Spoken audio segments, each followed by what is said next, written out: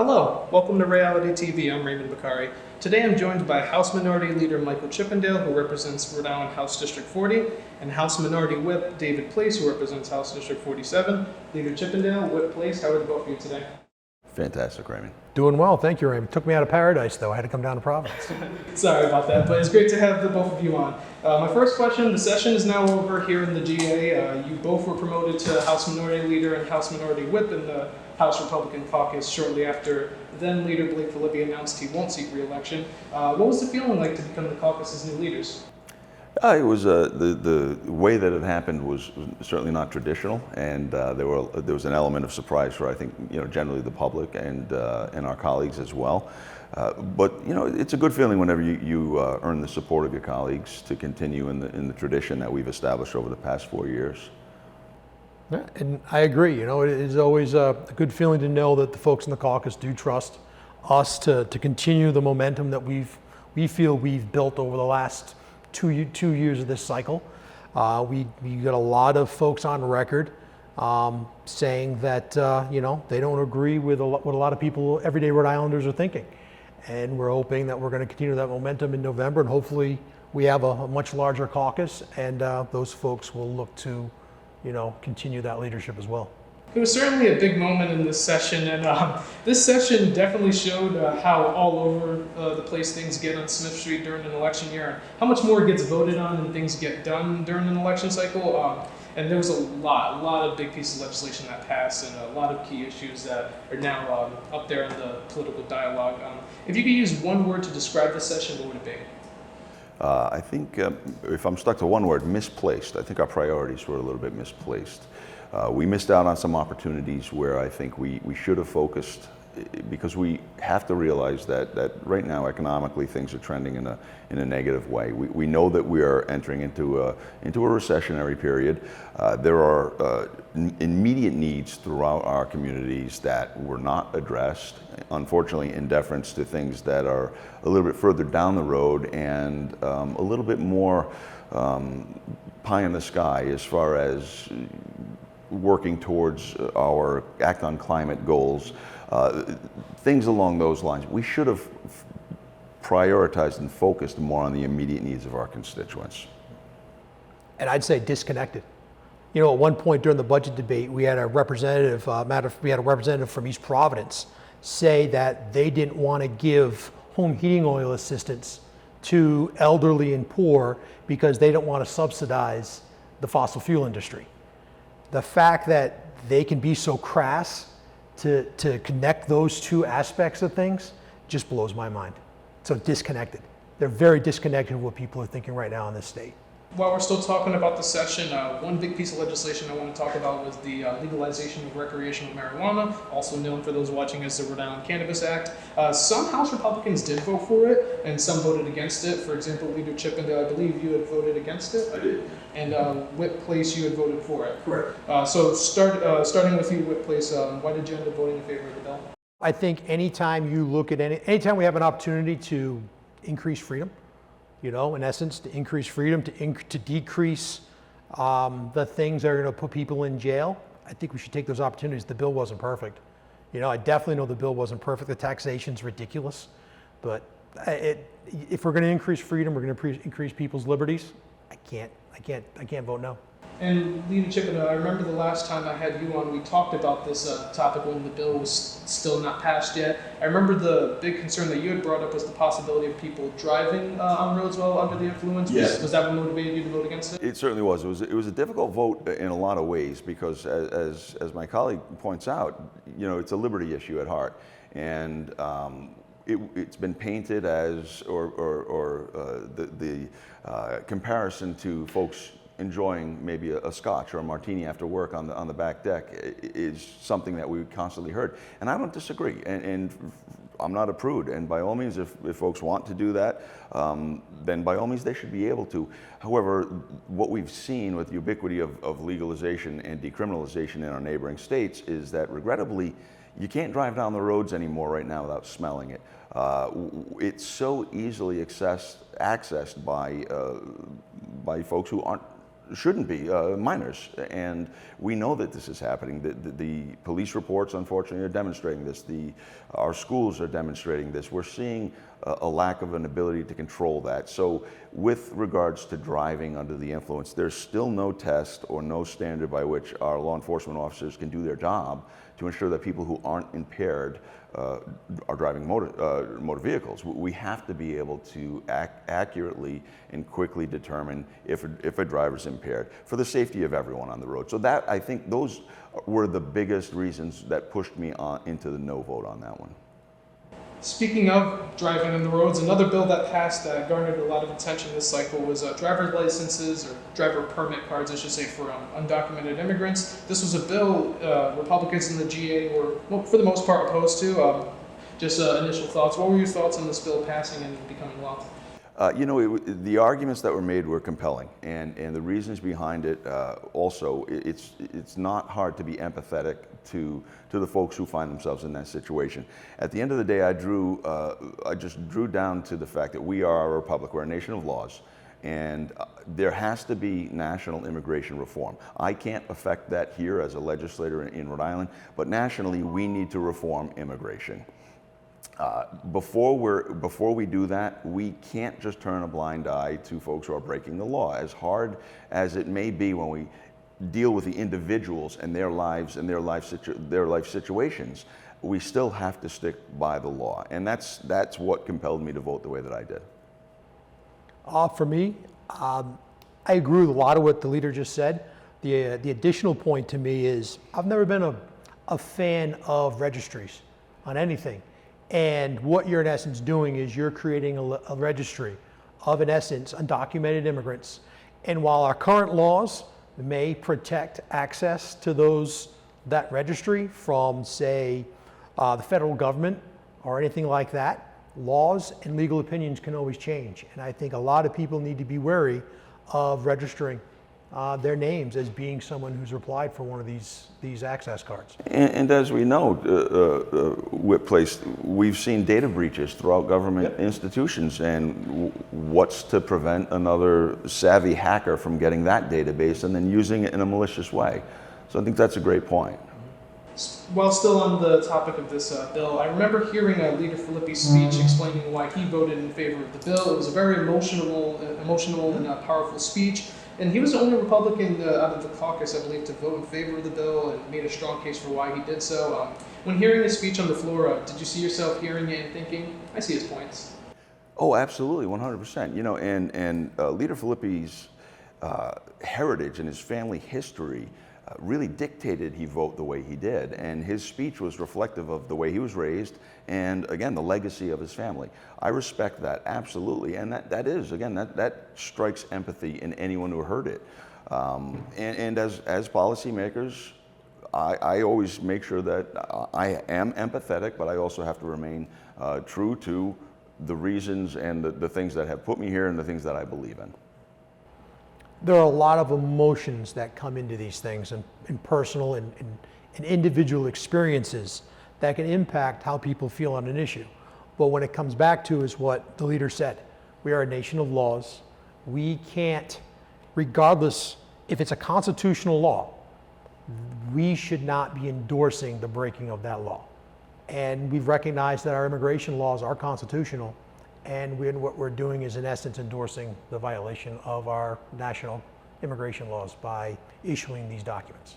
And just a quick follow-up before I move on to the next topic. I remember hearing on the Terry Granahan show that Rep. Patricia Morgan, one of her main concerns was, I believe the language in the bill could possibly lead to a loophole of undocumented migrants from being able to vote with those cards. Was that a concern of the caucus? The explanation that I ultimately received on that exact issue was satisfactory to me, because inside, as I understand it, as it has been represented by the folks who sponsored the bill, inside the scannable barcode will be information that will preclude that person from ever registering to vote. I'm satisfied that that will be done. And like I said, I agree. I agree with what the leader said. I understand the technology, I understand the way our licenses are done, and everybody knows when you walk up, you place your license into a little scanner and they scan it, and it tells you whether or not you're a valid voter or not. Another big issue that was focused on more toward the end of the session, kind of like the driver's licenses for undocumented migrants bill, was access to abortion following the Supreme Court's overturning of Roe v. Wade. This now brings a decision on laws regarding abortion to the states. Some recent news regarding this topic: Governor McKee signed an executive order, so those who come here to get an abortion from other states are protected from legal liability. And now some Democrats are calling for taxpayer-funded abortions in the next session's budget. They wanted it in this one, but timeline-wise, it couldn't have been possible. How does the caucus feel about both that executive order and the calls for taxpayer-funded abortions? You know, I can't speak on behalf of the entire caucus because we all will have our own individual viewpoints on this. As far as the taxpayer part, certainly that's nothing that I would support in that. But I think it's also important that folks remember that in 2019, Rhode Island not just enshrined what was federally the law at the time, but went a step further, several steps further in a lot of ways. So right now in Rhode Island, there's no one is suffering from the Supreme Court decision. It is the law in the state, and again, I respect the laws of our state. I have no issue with a person being protected legally for coming here from another state to engage in what is, in Rhode Island, a legal medical procedure. So I can't criticize those efforts, but regarding the part that's still currently on the table, the taxpayer funding, there's no way I could ever support that. And I agree, there's no way I could ever support taxpayer funding. I'll make the argument that the Democrats that are pushing it, they don't support it that much either, because if they wanted it, we have a thing called a discharge petition. And they very easily, if they claim that they have a majority of representatives that want to pass that legislation, they could bring that legislation to the floor themselves. They don't want to. They would rather use this as a political issue than actually solve an issue that they somehow publicly claim is out there. I don't think it's an issue, because obviously they don't either. If they did, if they really believed in this and they really believed what they're saying is true, just like I said on the floor about the Second Amendment issues and the gun control bills, they would have brought it to the floor. They could bring it to the floor if they wanted to. They're choosing not to. So anything they say about the importance of this legislation is null and void to me, and it should be null and void to the people out there. Governor's executive order, he can't change the laws. He's tasked with simply enforcing the laws and the policies we set as a General Assembly. He can clarify what we have passed to his administration, but he can't set new law and policy. No different, no more than a president could, whether it be a Republican president or a Democratic president. Executive orders are totally unconstitutional. Certainly going to create an interesting dialogue in the next session, and definitely even more so on the campaign trail heading to November. And looking ahead to this election, it's expected to be a red wave despite the overturning of Roe. The energy was without a doubt there at the recent convention. I had attended it to cover it, and there was fiery speeches from all the candidates, and there's a lot of GA candidates too. I believe this tied 2004, which was the highest it had ever been for contesting seats. Just for expectations, how many GA seats and/or statewide offices do you predict will flip in November? Well, just like you won't ever see me in a casino gambling, I'm going to be very, very conservative with my guesses here. But I think, practically speaking, we're going to see some surprises. We're going to see some Democratic seats flip, even some that may be unexpected. We do have 74 General Assembly Republican candidates or independent Republican candidates who have made it onto the ballot through the signature process. I would, on the high end, I would see anywhere from 8 to 9 seats that we could pick up in the General Assembly, in the House in particular. In the Senate, I'm a little bit less knowledgeable of the district dynamics after the redistricting. Like I said, I'm not going to put a number on it, because what it all comes down to is how well a candidate actually runs their campaign. So the candidates themselves are going to decide whether they're going to win based off of their argument to the voters. The voters will cast their ballots, going into November. They're going to make the decision, and the candidates have to make those cases. So no seat, including my own, no seat is a guarantee for anybody who's running it.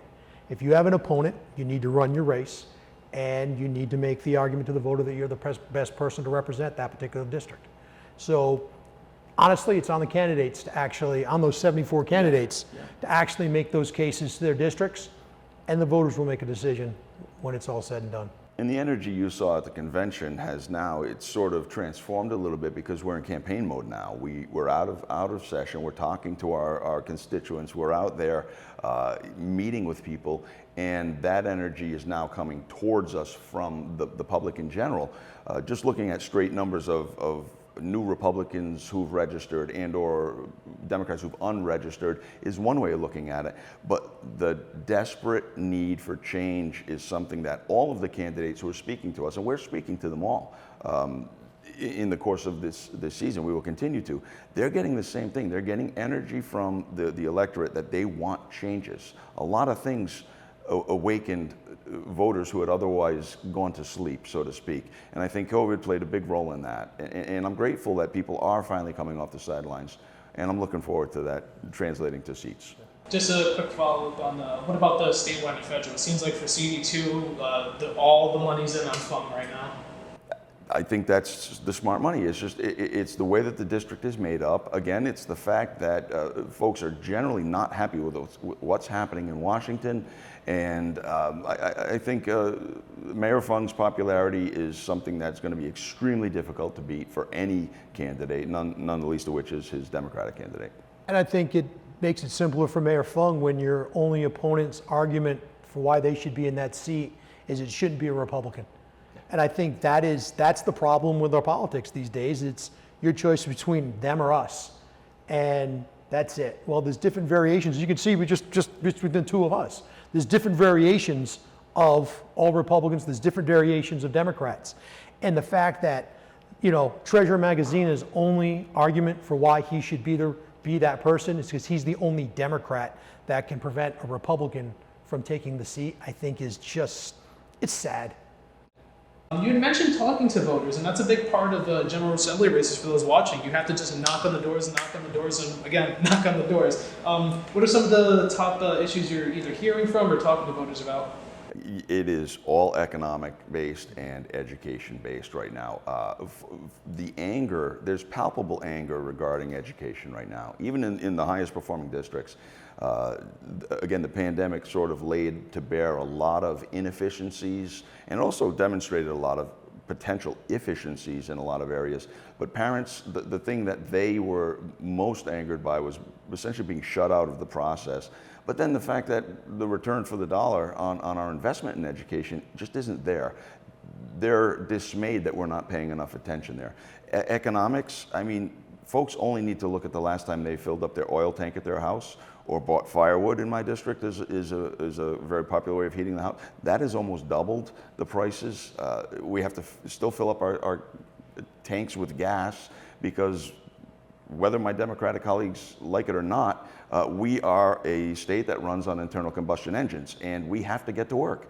And people are feeling that, and it's devastating to them. The shortages on the supermarket shelves, these are the issues that the voters care about. They can talk about the fringe issues all they want on the far left and the far right, but it's the folks in the middle who are trying to pay the bills and working every day to just keep their noses above the waterline that we are appealing to, because they see us focused on those issues as opposed to the trendy bookend issues. Again, I'm not going to disagree. I agree with everything. The only thing I'll add to what the leader said is when folks can see, if you're in Jamestown, you can see gas almost 40 cents, 50 cents more expensive in Jamestown than Seekonk, Mass. And we're not a large enough state. The majority of Rhode Islanders are not that far away from Massachusetts. They can see themselves how our state's policies, our gas tax, for example, our higher gas tax has an impact on what happens to them when they go to the pump every single day or every single week. And when you have our colleagues on the Democratic side not even wanting to accept a 90-day holiday in the gas tax over the highest, historically the highest level of fuel over the summer, not only would that be a good return to our residents and the Rhode Islanders, but think of the impact it has on our tourism too, because that's when the tourists are here too. So the more they're spending on gas, the less they're able to spend with our small businesses. And I think those are the kind of things that are coming back, and we're hearing about from people. People realize this, they understand this, and they're dismayed about our Democratic colleagues not supporting some of these things. Going just a little further past November into the next session, what are some pieces of legislation that we can expect House Republicans to prioritize?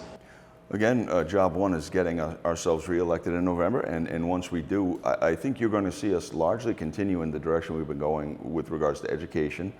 Unfortunately, not much was done regarding education. Now we also have a renewed sense of urgency on security along with education in regards to school safety and student safety. That's going to be a big part of our agenda, as well as, once again, working to deal with the overburdensome regulations on the businesses. That is an area where COVID really laid out in the open how difficult it is in Rhode Island to run a business, but how easy it is to give them relief. For example, outdoor dining. It would have been like moving a mountain 5 years ago, because, oh my goodness, we're going to have health issues on sidewalks and everything else. But it was demonstrated that this was a force multiplier for our hospitality industry. These types of ideas that are normally shunned or regularly shunned need to be embraced. And we have learned some good lessons through this, and we need to compound that with the things we already know about economics. You can't tax yourself into prosperity. You can't regulate yourself into prosperity. We need to pull back on those things and just let our businesses do what they do best. Stop spending money on trying to bring in Hollywood actors and give big tax breaks to wealthy, politically connected corporations. We have to focus on the groceries, the businesses that are brick and mortar in our state and who employ the people that we represent. And I'll continue on that. We represent everyday Rhode Islanders. I represent the people of District 47 of Burrillville and Gloucester. I don't represent some lobbyist. I don't represent some large corporation that made a really big mistake in buying the Superman building. The taxpayers of Rhode Island should not be subsidizing a businessman's poor mistakes. They're bad mistakes. They should not be paying for that. We should not be giving electric boat sales tax incentives to build something they have no choice to build. They have to build those facilities down there, but we gave them sales tax incentives. Why don't we give those incentives to our everyday businesses? Our small and micro businesses are the drivers of our economy. Everybody says it, but no one pays attention. No one actually takes the actions to actually make that and understand that, make that happen and understand that. Everybody's focus up here is on the people who give them the biggest dollars in the contributions. When you have a speaker that's got $1 million campaign fund, you've got a problem. Because those aren't his constituents aren't giving him $1 million. That's an issue. These last two I have are non-political topics, takes a step away from the political issues. Whip Place, I had found out at the convention you had attended Rhode Island College, and I'd love to ask this to everybody in politics that had attended the college. I currently attend there for those watching. What was your time like as a Rick student? I had a great time. I was fortunate enough to realize that I was in the business side. I was there for accounting. The adjunct professors in the accounting program, top notch. Everybody had experience. A lot of folks go back, they wind up in school from my political perspective and run into, what they consider to be very liberal professors. The business industry, when you're dealing with something like accounting, it's hard to be liberal and when you come to the dollars and the cents, you understand the dollars and cents. I was highly impressed with the professors that were there. And honestly, going back to some of our priorities, probably the biggest thing that disappointed me the most was when we had the opportunity to proofread other student stuff. And unfortunately, me as a 28-year-old, after 10 years in the military, I was a non-traditional student. And it shocked me. Back then, this was 2007, it's not their fault, but the inability to write, the inability to form logical sentences by some of these students just blew my mind. It saddened me to a certain degree, and honestly, was part of the motivation to get me into politics, because I realized the real problems that this state has when it comes to education. And it's not just in Providence. It's systemic. It's systemic across the state. We are not educating our kids. We're spending too much time on political and social issues, You know, where parents can teach these kids these things at home, and we're neglecting the reading, writing, and arithmetic, which is what the kids are there to do. Another non-political topic I want to ask, this one's for both of you. It's my final question. I usually ask, what do you think Rhode Island is best known for? But Leader Chippendale, I asked you that the last time, so I'm going to pull out the alternate. In your opinions, what do you both think is the biggest misconception that non-Rhode Islanders have about our state? I was blessed in my early professional career to travel a lot in the U.S. and abroad. And one of the things that consistently we deal with is, where in New York is Rhode Island, you know? And we're sort of a pit stop between Boston and New York. But when folks take an opportunity to actually stop in Rhode Island or learn about Rhode Island beyond what their perceptions are, they're genuinely impressed, and I'm a proud Rhode Islander. I always will be, and I encourage people to just take that time, because they will fall in love with the state. So the misconception is that A, we're in New York, but also we're just this pit stop between Boston and New York. We're not. We're a destination that offers everything a person could possibly want, whether it's for vacation or to live. We are a fantastic state. And I'll continue that by saying that, like the leader said, people don't realize the opportunities are here in Rhode Island. If the General Assembly can get out of its own way, the business opportunities, just like they say, we are exactly in the middle of New York and Boston. A business can come down here and thrive and get access to both those markets relatively easily, and we've just ignored those opportunities. You go back to former Mayor Laffey's recommendation to turn Quonset into a legitimate container port. You know, you've got, you're not talking about large container ships coming up the channel, you're talking about barges. I mean, people don't realize there's the port of Worcester that is literally 30 minutes from my house. There, it's a port. Containers come into that port and clear customs in Worcester on rails. We can do the exact same thing in this state if we would just wake up and realize the opportunities we have here to make not only Rhode Island a better environment for people on the outside to come in and do business, but to improve the environment for those that live here now. Couldn't have been said better, especially in regard to our current strengths and our potential strengths. Leader Chippendale and Whip Place, I want to thank you both so much for coming on the show. It's been an absolute pleasure of mine to have you both on, and especially having you back on, Leader Chippendale. And thank you for watching this episode of Ray-ality TV. If you want to see future episodes as soon as they're posted on this channel, please click the subscribe button down below and the post notification bell icon to the right of it. I'm Raymond Bukhari, and I'll see you on the next episode.